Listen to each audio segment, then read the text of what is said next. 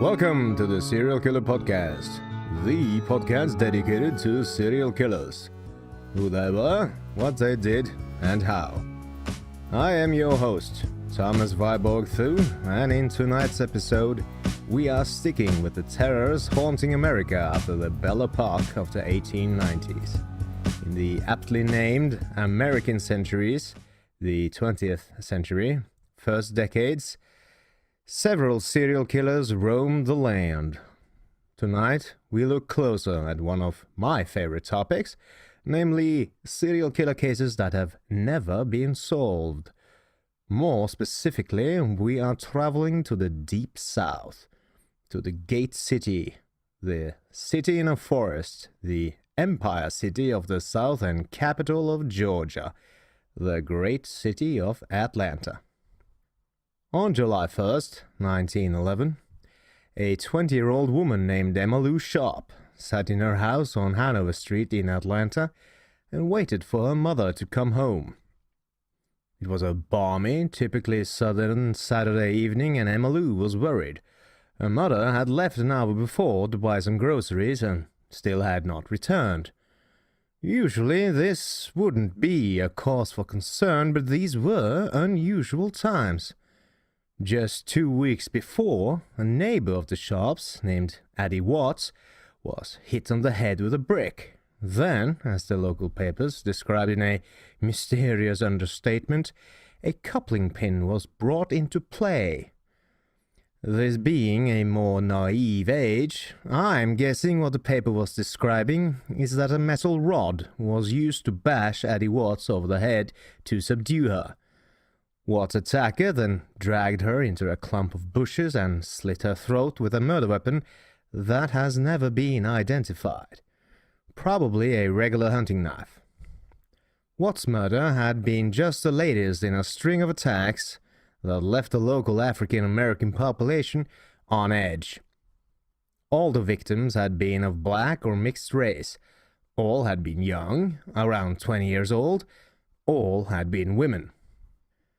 Emma Lou Sharp fit that description almost exactly, but she was more concerned about her mother, whose name was Lena. Frantic with worry, Emma Lou set out in search for her mother. At the market where her mother was to buy groceries, the daughter learned that Lena never had showed up. Emma Lou started back for home.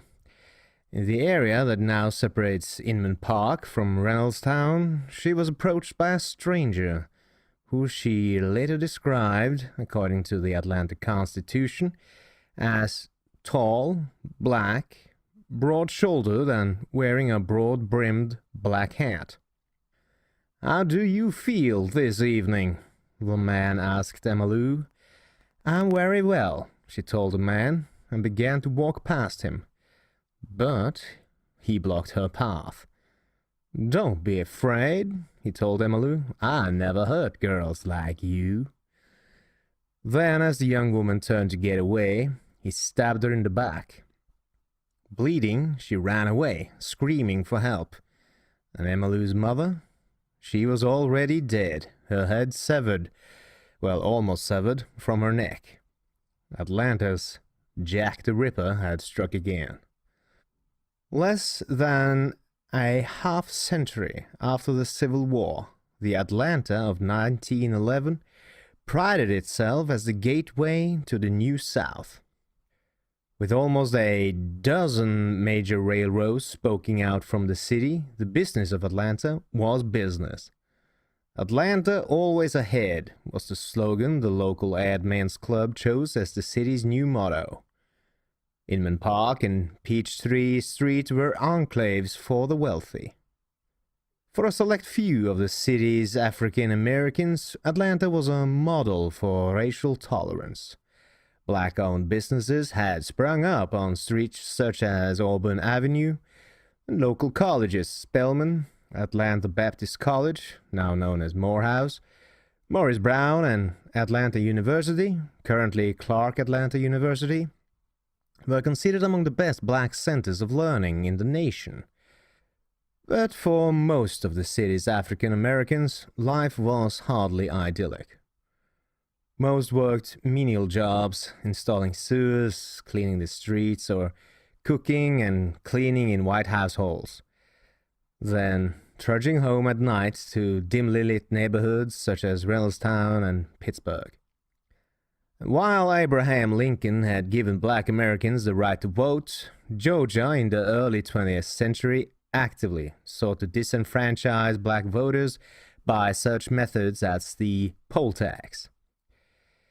Many southern states enacted poll tax laws as a means of restricting eligible voters. Such laws often included a grandfather clause, which allowed any adult male whose father or grandfather had voted in a specific year prior to the abolition of slavery to vote without paying the tax. Segregation, meanwhile, was not just a practice, it was the law.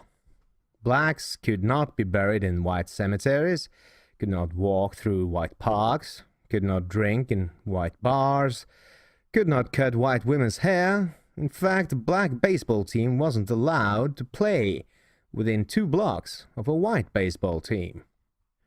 Nearly 5 years earlier, on September the 22nd, 1906, the facade of racial unity fell away when a crowd of several thousand white men and boys gathered in downtown Atlanta amid unsubstantiated reports that 4 attacks had taken place on white women at the hands of black men.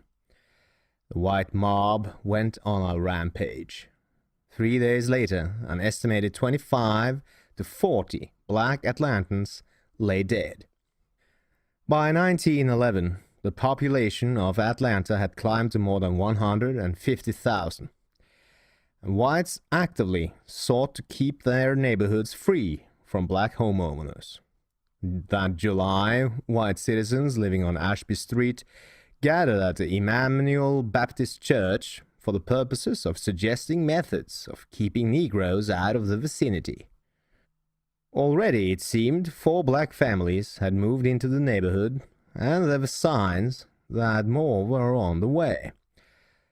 The committee decided to visit property owners in the neighborhood who might reside elsewhere and, quote, ask them not to sell any of the property lying in that section to Negroes. So, when young black and mixed-race women began showing up dead, it wasn't cause for much concern in the local papers.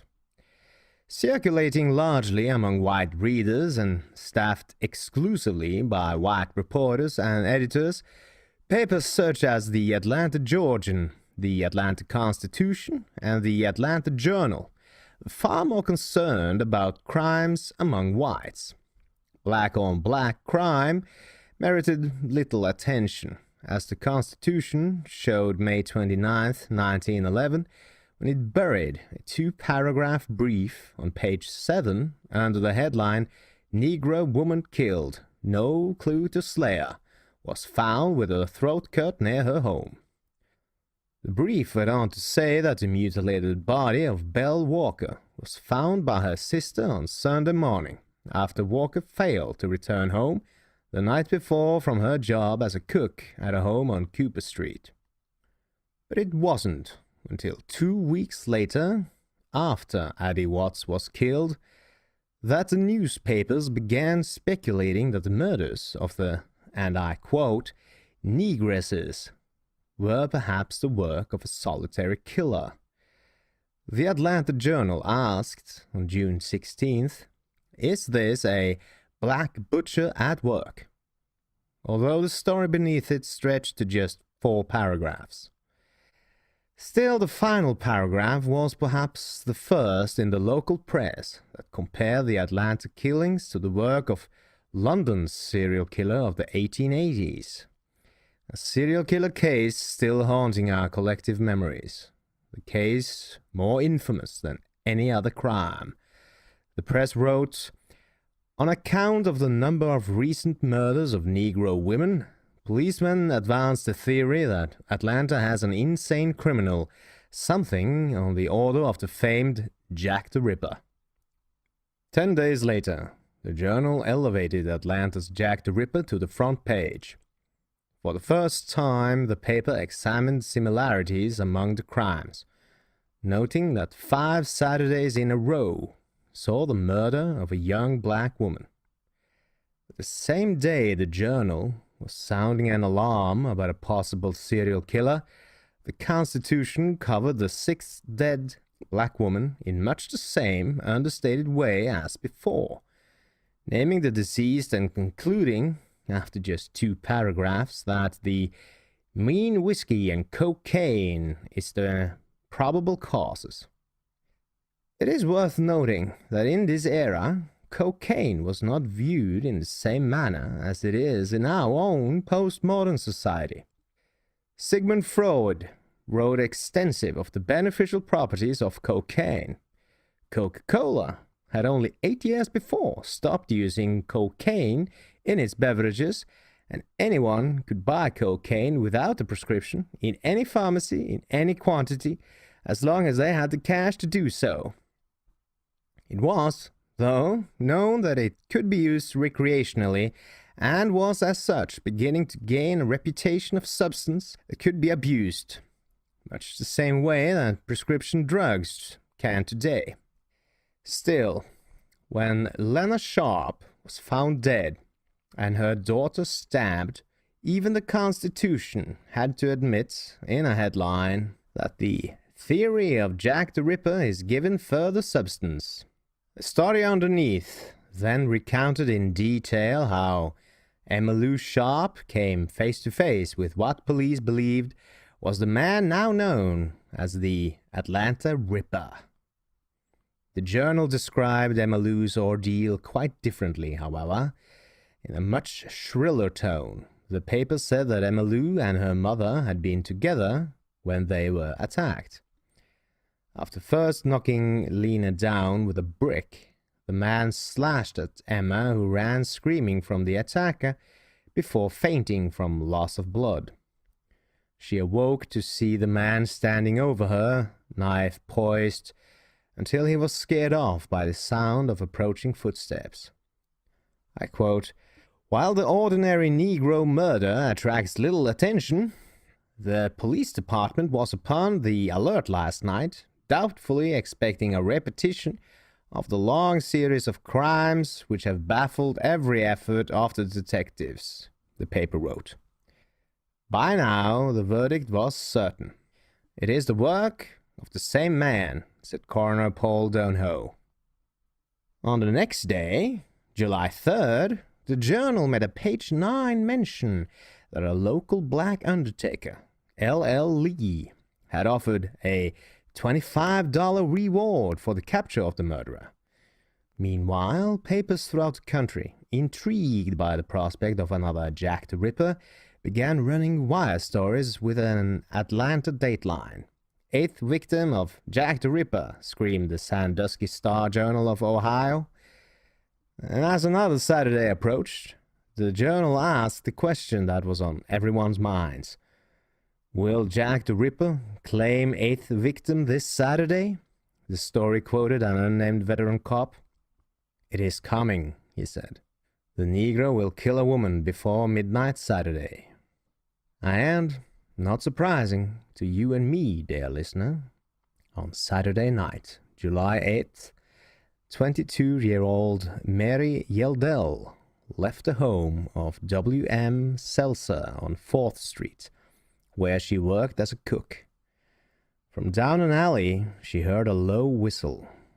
She stopped, and coming forward towards her was what she described as a Negro man, tall, black, and well-built, and moving with a cat-like tread. Yeldell ran screaming back to the Seltzer house. Seltzer met her at the door, then grabbed his revolver. He ran to the alley and found the man still standing there. But when Seltzer told him to raise his hands, the man darted back down into the alley and disappeared. This behavior is very much in line with what we know of psychopaths today. Even though capable of inflicting tremendous horror on entire communities, they are at the core narcissists. They will risk many things, but if they can, they will never consciously risk capture or death. Serial killers prey on those weaker than they are, and especially victims that are alone. When confronted by witnesses or challenged physically by the victims, the killers withdraw and run away. It is unfortunate that Seltzer did not fire his weapon, but regular people seldom use violence unless they are absolutely forced to. So instead, Seltzer called the police, who arrived on motorcycles. But, much like in a movie, their search turned up nothing. Within days, black churches in Atlanta had fattened a reward for the killer, declaring in a resolution that the foul and unpunished murders have placed a reign of terror over the laboring class of women of our race. But the reward was useless. If it was true that a prowler who had approached Yildell was indeed the killer, his streak of Saturday night slayings had been broken. But he didn't waste any time.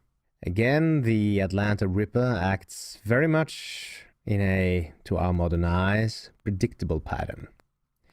If a killer's routine is broken, he will lash out and intensify his actions. So on Tuesday morning, July 11th, a group of men working on a sewer near the intersection of Atlanta Avenue and Martin Street, just west of Grant Park, came upon a large pool of blood in the road. They tracked the blood about 9 meters to a small gully, where they found the lifeless body of Sadie Holly, who worked at the local laundry. Her shoes were missing, and her throat had been cut in a manner very similar to the method employed by Jack the Ripper, cut so that the head was almost removed from the neck. Clues were scarce, especially for a police force of the early 20th century with no backing of a federal force, no advanced forensic science, and little cooperation with other police districts. Police did find combs worn by the victim on both sides of Atlanta Avenue, and they also found a 2-pound rock smeared with blood, guaranteeing that this murder was yet another notch in the belt for the Atlanta Ripper. Within 20 minutes after discovery, more than 100 onlookers had gathered. By 9 a.m., when Donahue, the coroner, arrived, the crowd had grown to 500 people. Because so many murders had occurred, and because even the police weren't sure which murders were the result of which killers, some papers called Holly's death the Ripper's 7th victim, while another called it his 8th. And another speculated it was his 9th. In any case, the effect was the same: hysteria. Police patrols were beefed up, but there seemed no pattern to where the killer was striking. Newspaper accounts decried the deaths, especially since all the victims, with one exception, were, and I quote, hard workers and generally respected by both races alike. The character of the victims is largely responsible for the indignation at the murders, which has been so evident among the better class of Negroes. In an editorial, the Constitution chastised the police for not finding the killer. What is the matter with the Atlanta police that they have not found the criminals themselves and locked them securely from further depredation? Is it indifference or incompetence? Is Atlanta in need of a police awakening or of a police shaking up? By mid-July, Mayor Cortland Wynn began publicly leaning on the police chief and chairman of the police commission and said, Why the police are unable to cope with the situation is more than I can understand. City councilmen were even more vocal. We need the police department reorganized and put on a more efficient basis, and we need it badly. Councilman Steve Johnson was quoted as saying in the Journal. No doubt the police impotence was due, at least in part, to the fact that the Atlanta Police Department was all white.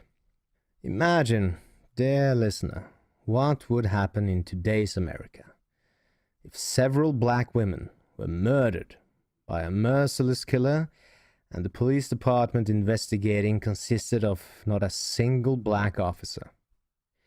I would imagine such a case, if it remained unsolved for long, would result in the recent events at Ferguson looking like a kindergarten play. Ruffled by the public scorn, the Atlanta police now began to arrest people left and right. Within 24 hours of the discovery of Holly's body, police arrested Henry Huff, a 27-year-old laborer. Huff had been seen with Holly the night she was killed, police said, and was arrested in bloody clothes with scratches on his arms. But Huff was only held on suspicion, and in the same Constitution story that described his arrest, the unnamed reporter seemed fed up. The police department has nothing to say in explanation of its inability thus far to cope with the situation, further than the simple declaration that it is doing its best. Not long after Huff's arrest, police also picked up 35-year-old Todd Henderson at a saloon on Decatur Street. A man had seen Henderson with Holly the night she was killed in a drugstore not far from the murder scene. Emma Lou Sharp was brought to the station to identify Henderson. "How you getting along?" Henderson said when he was brought before Emma Lou, who supposedly shrank back at the sound of his voice, the Constitution reported. But another paper, the Georgian, reported that her identification wasn't solid. "That's the man," she said initially. Then she qualified a statement. "If that's not the right man, I'm badly mistaken." The Atlanta press now reported that the white community was aroused over the killings as well. Killings that have served to intensify the servant problem. Faced with police's impotence, leaders of Atlanta's black community called upon authorities to hire black detectives. Leaders of black churches urged city council and the governor to set a reward for the capture of the killer.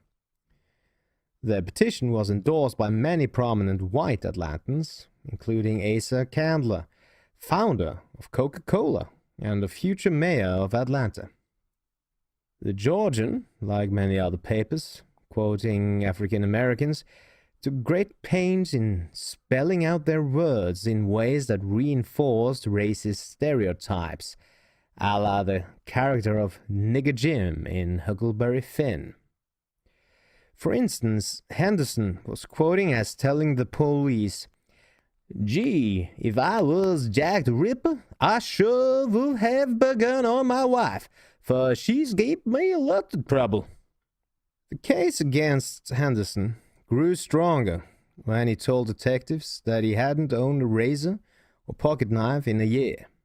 But police learned that, on the morning after Holly was murdered, Henderson had dropped off a razor at the local barber shop to be sharpened.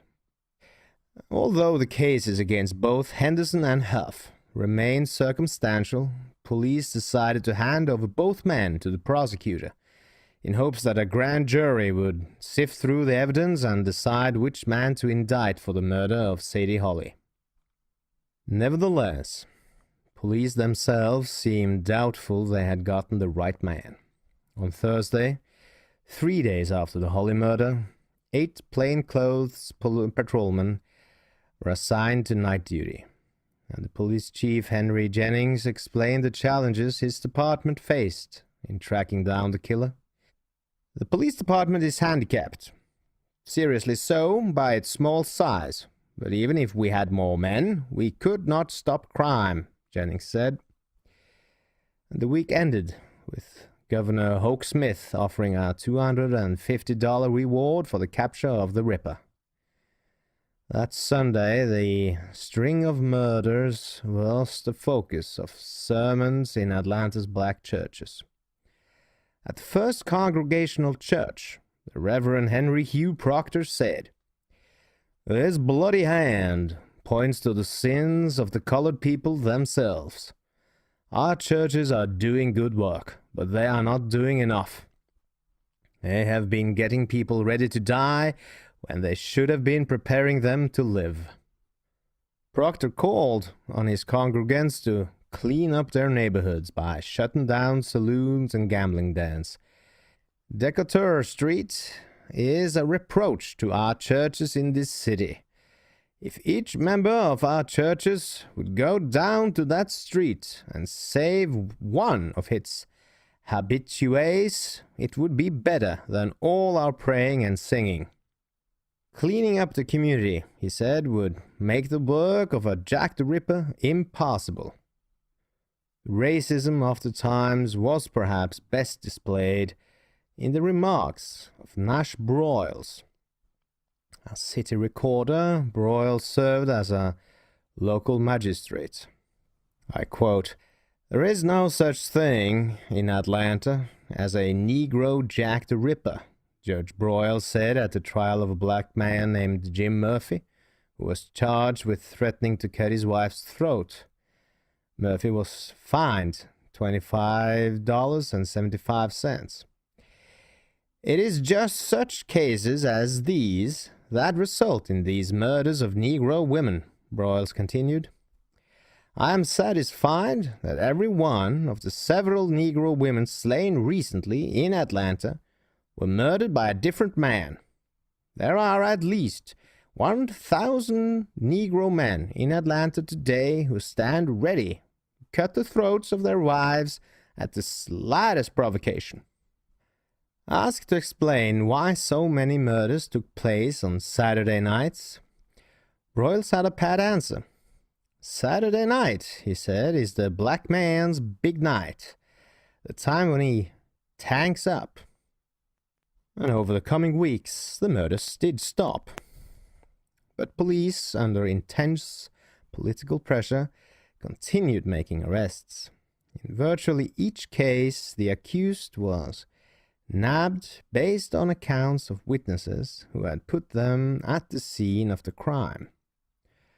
On August 9th, the grand jury indicted two men, Henry Huff and a new suspect named John Daniel. Huff was indicted in the Holly murder, but the papers would give scant information on Daniel, but said that his was a Jack the Ripper case. On August 31st, more than 6 weeks after the latest murder described as a Ripper crime, the Constitution reported that Mary Ann Duncan, a 20-year-old Negro woman, was found dead in an area called Blandtown, west of Atlanta, between a web of railroad tracks. Like Holly before her, Duncan was found without her shoes and with her throat cut from ear to ear. Despite indictments of Huff and Daniel, both the media and police were certain they hadn't arrested the true Ripper. That fall, the murders of young women resumed. The body of Minnie Wise, described by the wire services as a comely mulatto girl, was found in an alleyway on November the 10th. Her throat cut, her shoes removed, and the index finger on her right hand severed at the middle joint. Now, dear listener, take heed on that last detail. By removing a body part, the killer has here shown to be maturing, to escalate, if you will. Like many other aspects of the Atlanta Ripper case, it follows very typical serial killer developments. It starts with relatively simple murders, apparently made in the spur of the moment. The killer bludgeons his victim, then slashes the throat and flees the scene. Later, it is apparent the killer picks out his victims more carefully, making sure no one is around, like in a railroad yard in the middle of the night, and starts to mutilate the victims, and, as is the case with Ms. Wise, taking a souvenir with him in order to later being able to re-experience the murder. "He is a murder maniac," said the chief of police. "If we find this murderer, I'm satisfied we will find a remarkable criminal, whoever he may be." By this time, newspapers nationwide were running stories about the Atlanta Ripper. Detectives from other cities offered their services. Mayor Wynne was getting embarrassed. In a letter to one of those outside detective agencies, his office struck a defensive tone. "Atlanta is known throughout the country as one of the most law-abiding cities of its size in the United States, and its police and detective departments are second to none. It is true that in some instances criminals escape arrest for time, but even escapes of this kind occur in all cities." The letter also outlined the strengths of the force. I quote, 200 capable officers and 15 keen-witted and experienced detectives. But just a week after Wynne's office sent out that letter, Atlanta awoke to one of the grisliest murders yet. A woman with her head cut almost completely off, her heart cut out and lying by her side, her body disemboweled.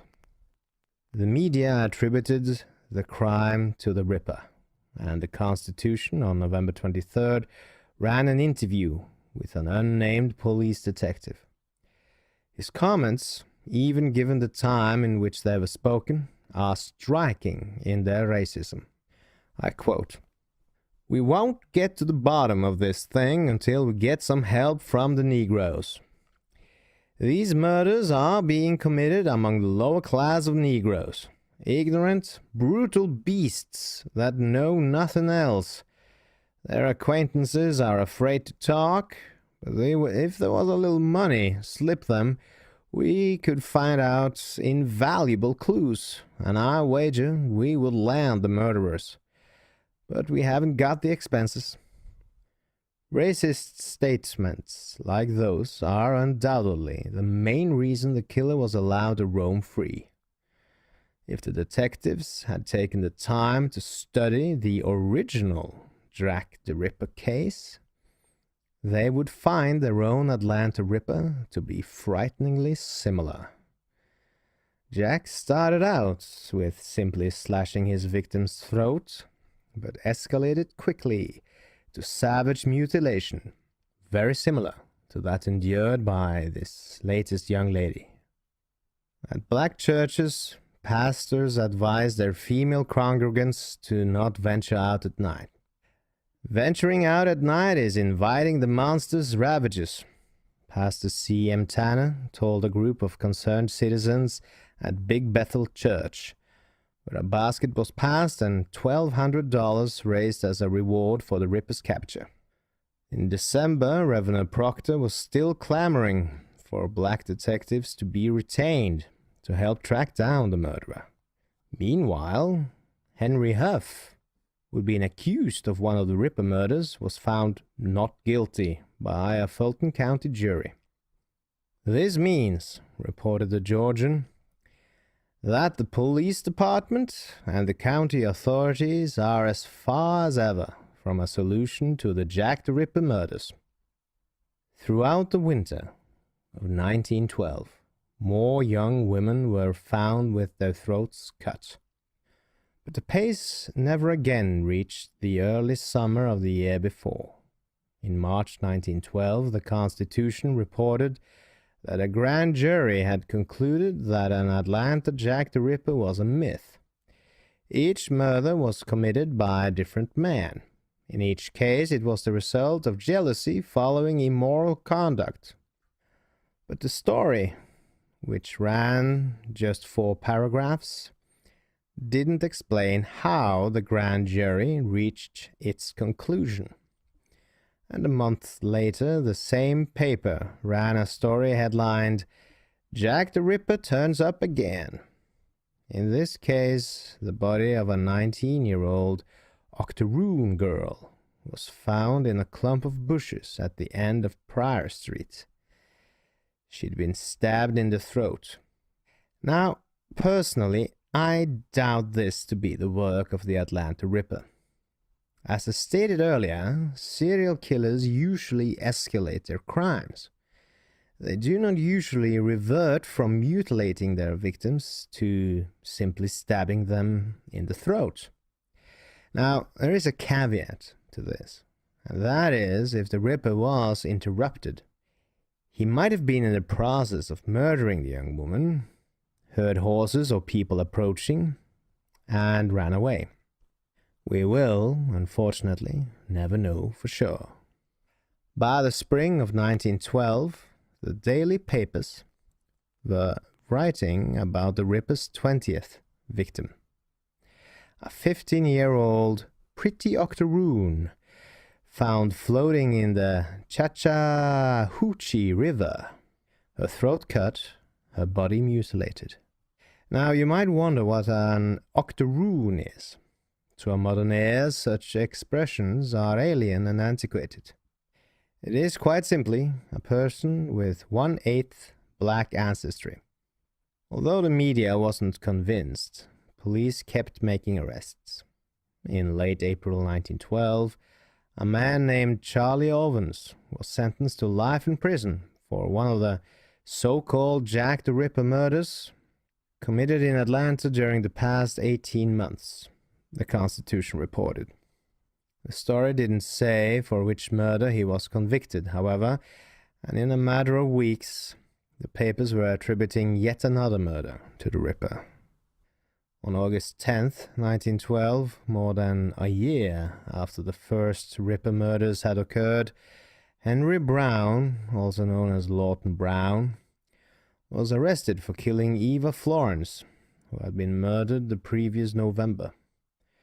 Brown's wife told police that he had come home on successive Saturdays, the same Saturdays that many of the killings had taken place, with his clothes bloody, and would sit before the fire to dry them out.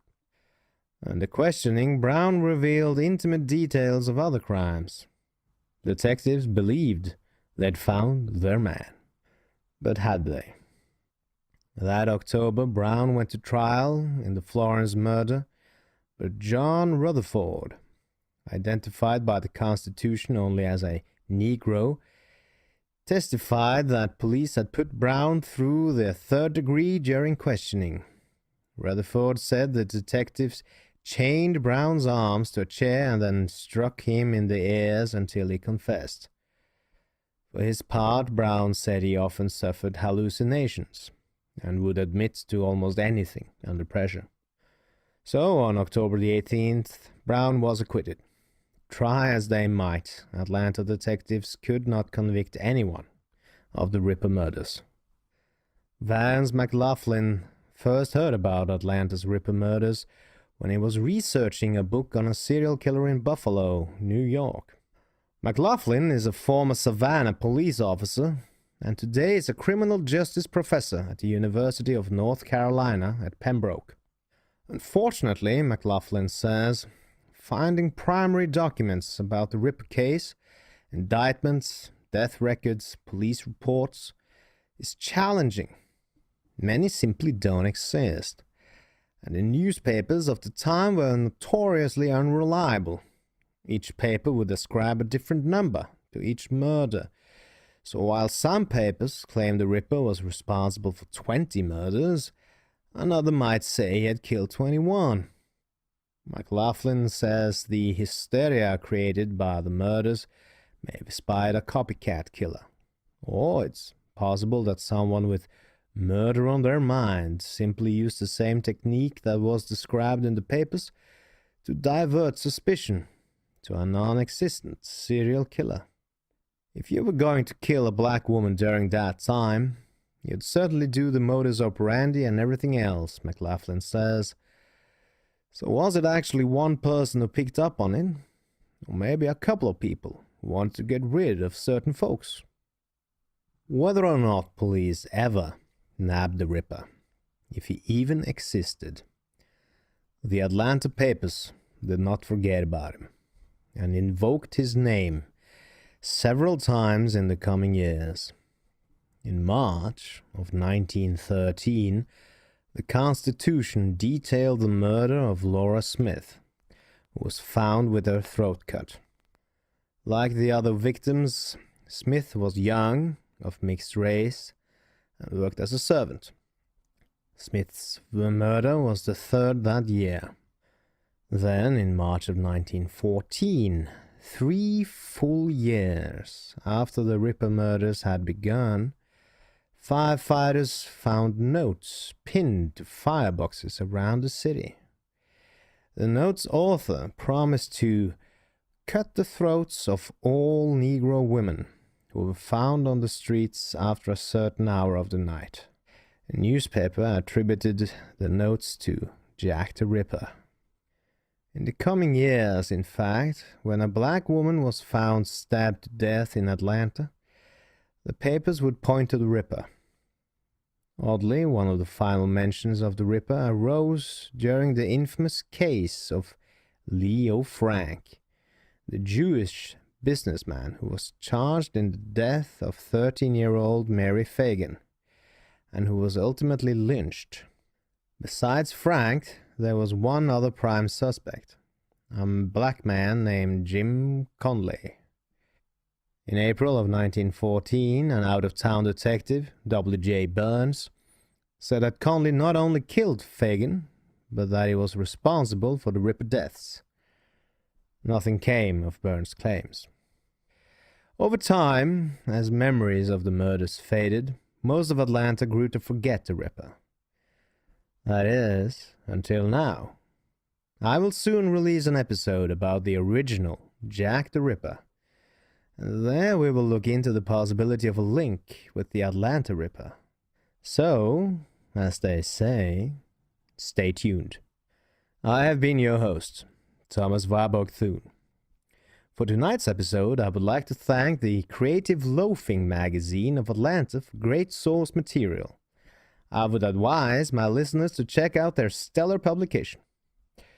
And as always, if you enjoy this podcast, please subscribe to it. And feel free to visit its website, www.serialkillerpod.wordpress.com. Thank you, dear listener, for listening. Join me next time for another tale of serial murder. Good night,